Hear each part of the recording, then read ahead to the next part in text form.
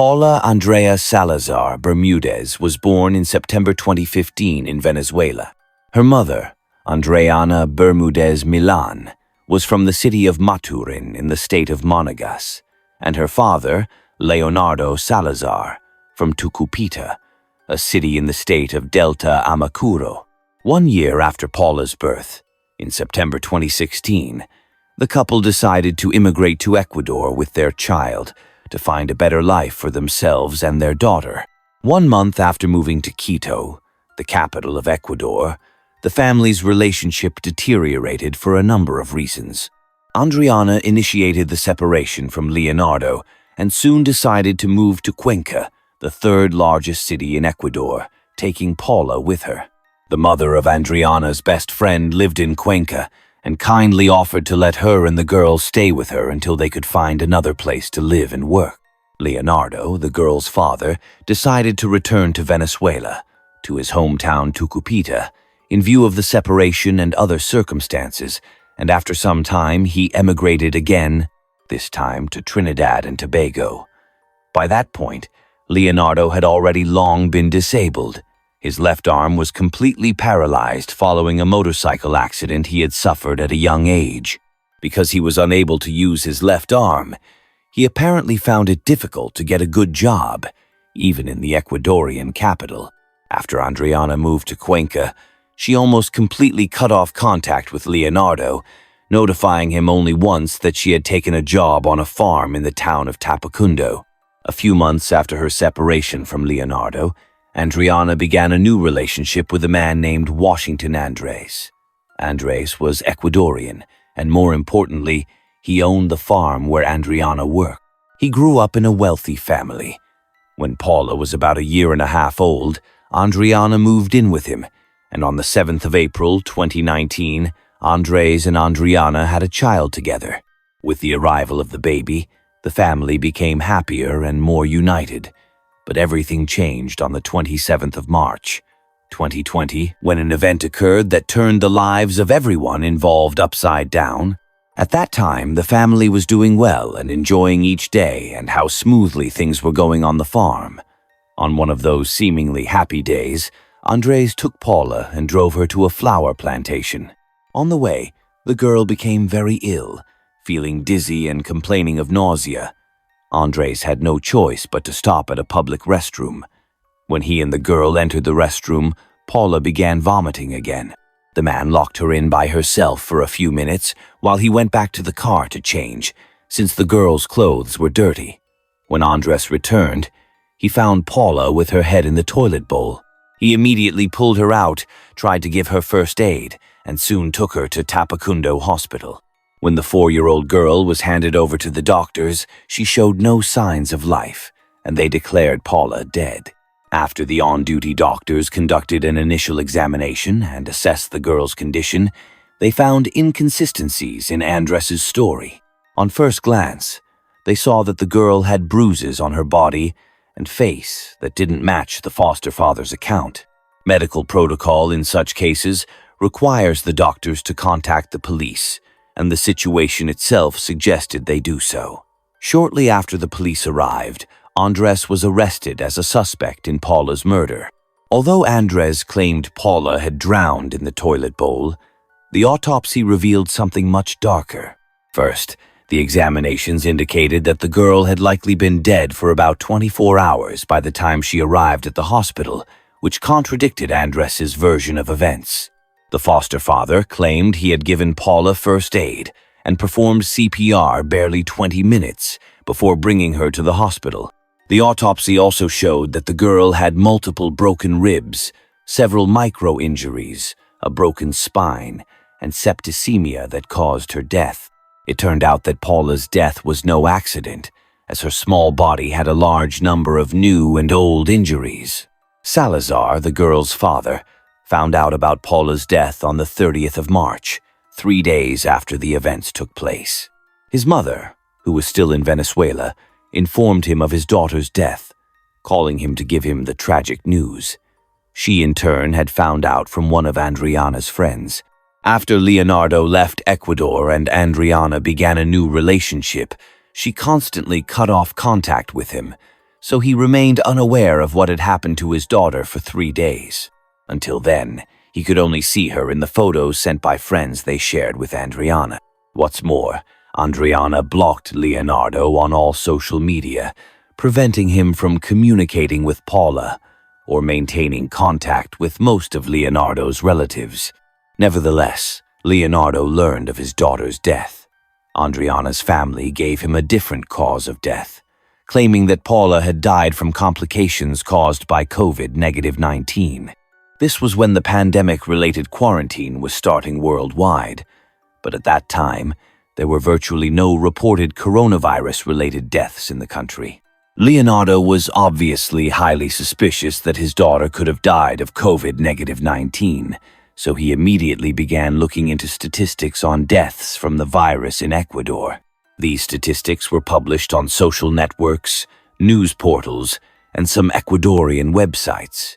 Leonardo immediately noticed that among the few recorded coronavirus deaths, there were no children. Leonardo's relatives helped him with his inquiries, and soon one of them sent him a newspaper article mentioning Andres' arrest on suspicion of killing Paula. Leonardo began calling Andrea every day. After 10 days, she finally decided to call him back. During this call, Andrea rather coldly informed Leonardo that Paula had died of COVID-19 and that she couldn't give him any more information because her lawyers had forbidden it. As a next step, Leonardo and an acquaintance set up a Facebook page in Paula's honor, as well as an Instagram profile called Justice for Paula. The posts triggered a major outcry on all social media platforms. The main goal was to bring those responsible for his daughter's death to justice. On the same day that Andrea called Leonardo, she went to the morgue to arrange her daughter's funeral. Although the prosecutor handling the case had asked for more time to investigate, the girl's funeral took place on the 10th of April, 2020, and it was not allowed for a second autopsy to be conducted on the little girl. Thanks to information shared on social media, Andrea's friends and people close to her contacted Leonardo and told him about the sad life Paula had led in the years before her death. They passed along the data they had, mostly based on individual recorded conversations, photos, audio recordings, and so on. According to witness statements, Paula had endured abuse from both her stepfather and her own mother since moving in with Andres. Andrea not only allowed her daughter to be treated this way, but was directly involved in it. Everyone said they only saw Paula happy and cheerful when she was playing alone. In the presence of her stepfather, the girl seemed depressed, behaved shyly, and became suddenly very fearful. At some point, the little girl told people she knew that her mother and stepfather hit her because she misbehaved. One day, she even admitted that Andres pushed her as a punishment and banged her head against the wall. Paula only referred to her stepfather as the monster and was surely very afraid of him. The little girl constantly had nightmares and, although still very young, already suffered from insomnia. To begin with, when the couple moved, the little girl, who was 2 years old at the time, had to sleep alone. She often cried herself to sleep, but no one bothered about it. Moreover, her mother and stepfather forced her to make her own bed, despite it being very large and difficult for the girl to handle alone. Andrea also taught her to cook starting at the age of 2, which was completely unreasonable. Paula had to prepare her own breakfast and dinner because her mother liked to sleep late in the morning and took a break from her child in the evenings, making no effort to care for her. She also didn't mind that Paula had to open and close a smoking oven by herself, which was quite dangerous. In the preschool where her mother had enrolled her, Paula constantly complained of leg and back pain and often said she couldn't walk. Her frequent complaints and the bruises on her body prompted her teachers to take her to the doctors at the local clinic. After an examination, the doctors concluded that the girl was likely being abused at home. The teachers called DINAPN, the National Directorate of the Specialized Police for Children and Adolescents, to investigate the abuse in Paula's family. DINAPN took on the case and decided to place the girl in a safe place during the investigation. On the 16th of October, 2019, Paula was temporarily entrusted to her uncle, Andrea's brother. The first hearing in the case, led by Dynapen, was scheduled for the 4th of December 2019. Unfortunately, the teachers who were supposed to testify as witnesses did not show up, for reasons unknown, so they couldn't attend the hearing. A new hearing was then set for the 27th of February, 2020, but again, Paula's teachers simply did not appear. The court was forced to dismiss all charges against the parents.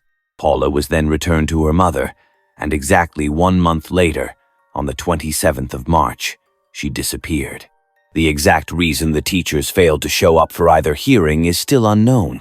It is suspected that Andrea may have bribed them or somehow convinced them that the parents were not responsible for what Paula had been saying about them, despite the girls' obvious problems.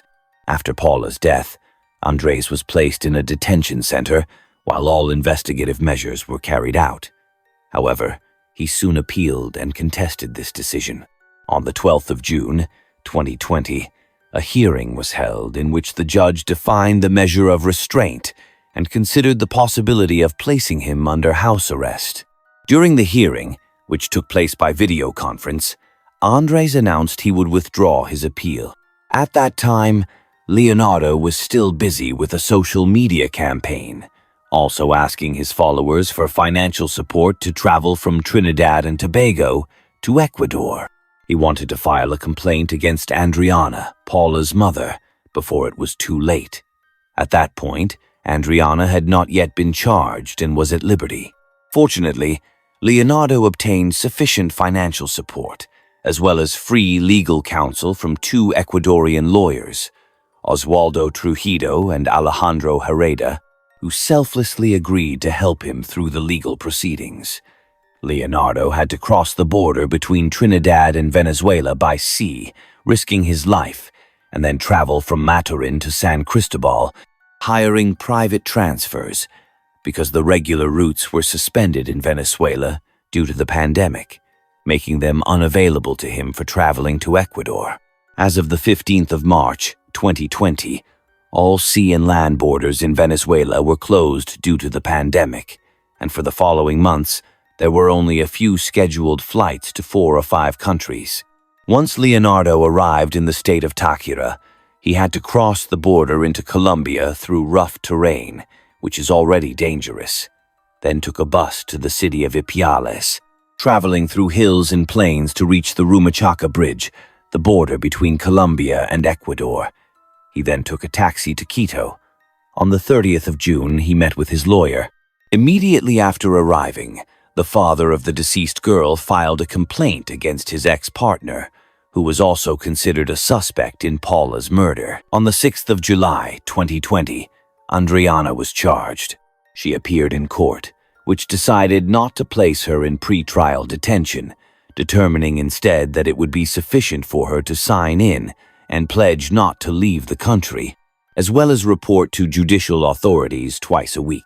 Consequently, both Andres and Andrea were charged with murder, which according to Ecuadorian criminal law carries a maximum sentence of about 13 years in prison. In November 2020, the first hearing in the case took place, during which the judge confirmed that a trial against the defendants would proceed. At that time, no specific start date for the trial had been announced. During the hearing, Leonardo's lawyers expressed concern that Andrea might flee. She had previously attempted suicide by taking pills.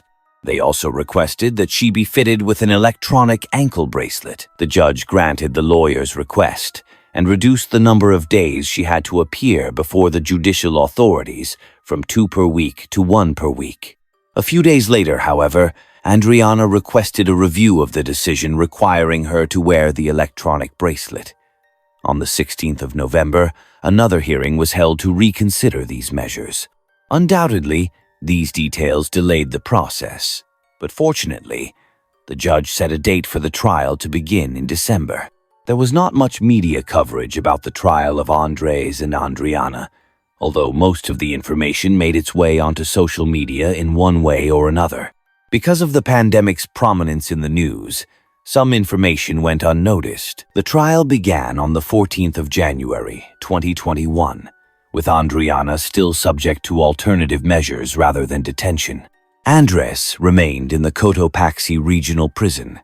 The trial took place behind closed doors, with no media present. Some participants joined the proceedings via video link.